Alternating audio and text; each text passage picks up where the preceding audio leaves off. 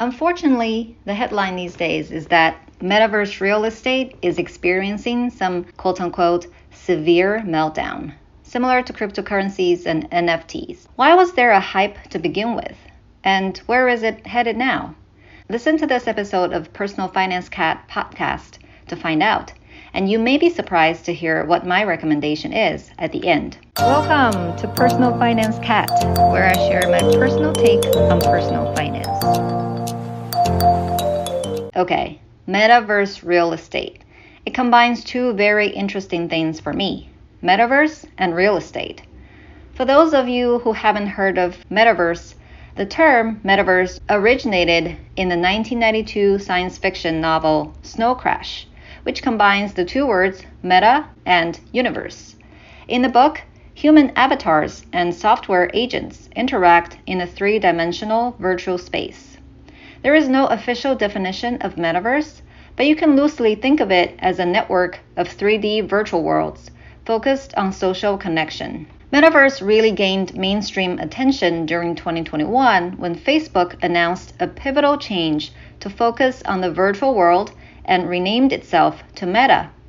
During the 2021 bull run of cryptocurrencies, it became a very hot topic because many of the virtual worlds, for example, Decentraland, use cryptocurrencies to make transactions happen.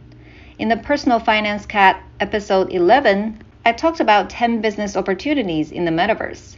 And actually, none of the 10 business ideas is about metaverse real estate investing. Why? Because I felt at the time, and I still feel now, that it is purely speculative. And as such, it wouldn't be prudent to buy metaverse real estate in the hopes that it can appreciate in value and or generate rental income. What I did advocate is to see it as a new platform or vehicle, much like social media or cryptocurrencies when they were in their infant phases, and learn about it as much as possible in order to generate business opportunities that weren't previously possible while facing little competition. But today, let's talk about metaverse real estate, because despite of the huge crash, people are still interested in it. In 2021, many million-dollar purchases of virtual real estate made headlines. The top 3 platforms for virtual real estate purchases as of early 2022 are The Sandbox, Axie Infinity, and Decentraland in reverse order. They are all gaming-based, although Decentraland is more than just for gaming. Decentraland is also used by creators and companies that want to take advantage of the metaverse potential.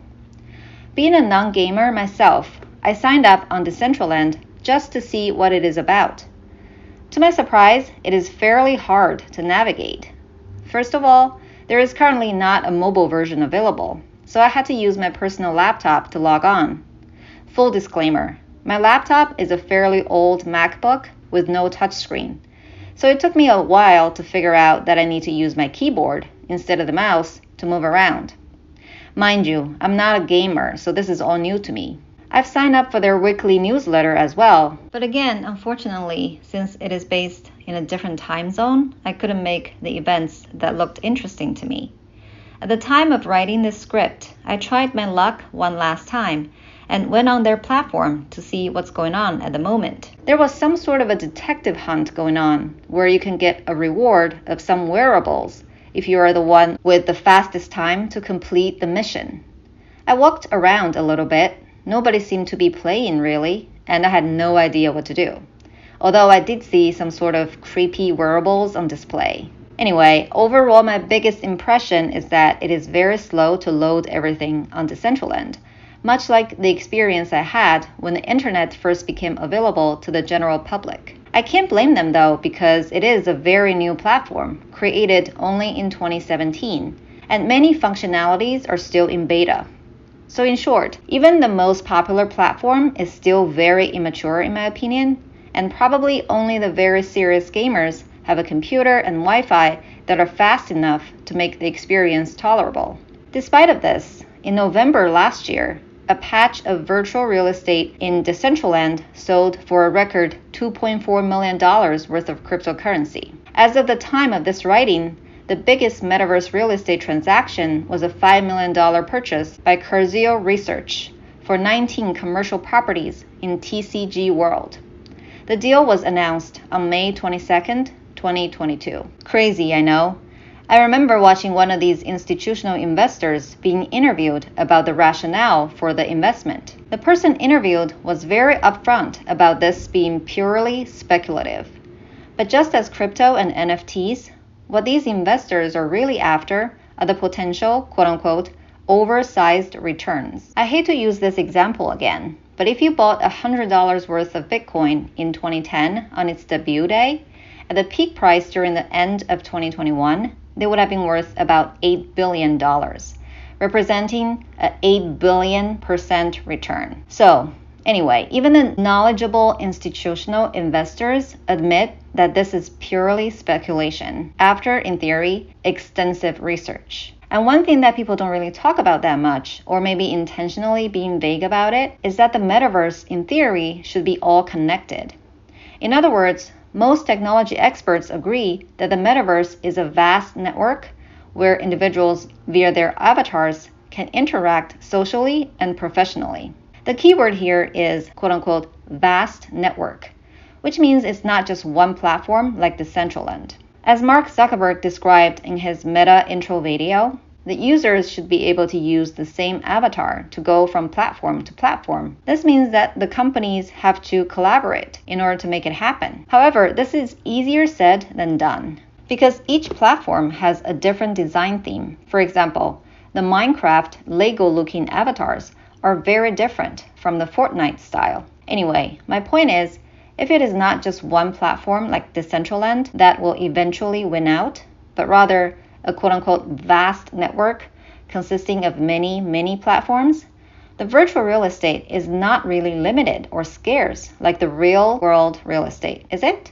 Doesn't this make the investment in virtual real estate even more of a gamble? Don't get me wrong though, I do think the metaverse has huge potential and it is coming whether or not you like it, and it's already here in some ways. To the contrary of what you may think, I'm actually quite excited about it, not from the gaming perspective personally, but more from the social and work perspective. Zoom or FaceTime or whatever other apps we currently use to connect with people are not great.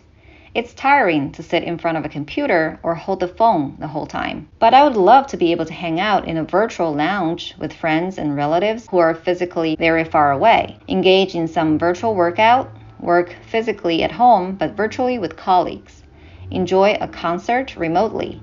And I think holograms are very cool, especially if they're mobile. Basically all the things Zuckerberg described in his Meta video. Can all of them become reality?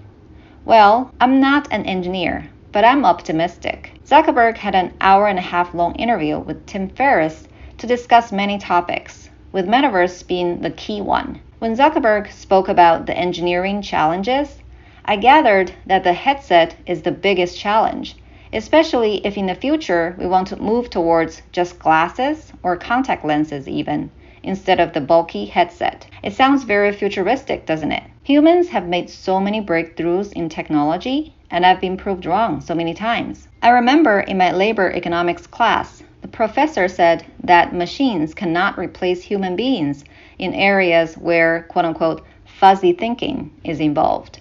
For example, driving. But look at us now. Self-driving cars are already here. Things are not possible until they are. And once they are here, there's no going back. To quote Gary Vee, technology does not care about what you think.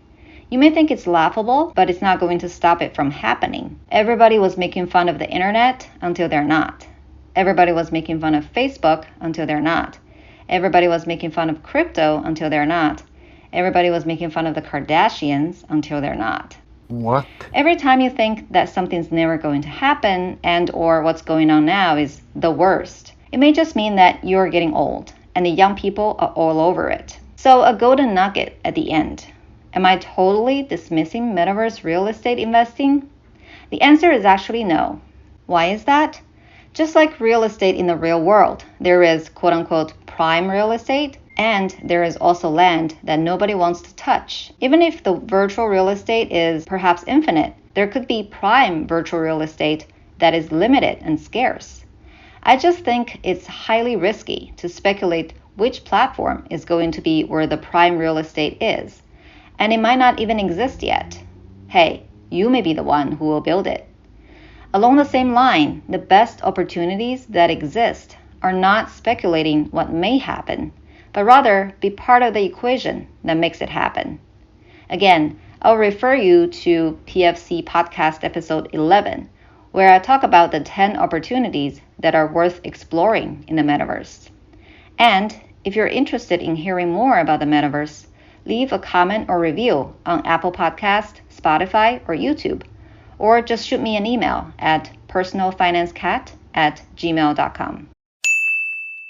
Before I close out, I've been doing this podcast for over half a year now, and I want to experiment with something new. I'm a full-time working professional, a mom of 2, and I invest in real estate on the side. So what I found challenging was to keep up with investing trends and other personal finance topics with my busy lifestyle. A lot of the podcasters and YouTube channels just focus on one niche, and of course, they would preach what they focus on. So I was wondering if there is one source where I can turn to hear about all kinds of personal finance topics. That's why I started this podcast, is to try to help people like myself. Since I might have only 3 listeners now, I want to offer you something special. Ask me any personal finance related questions and send them to personalfinancecat@gmail.com.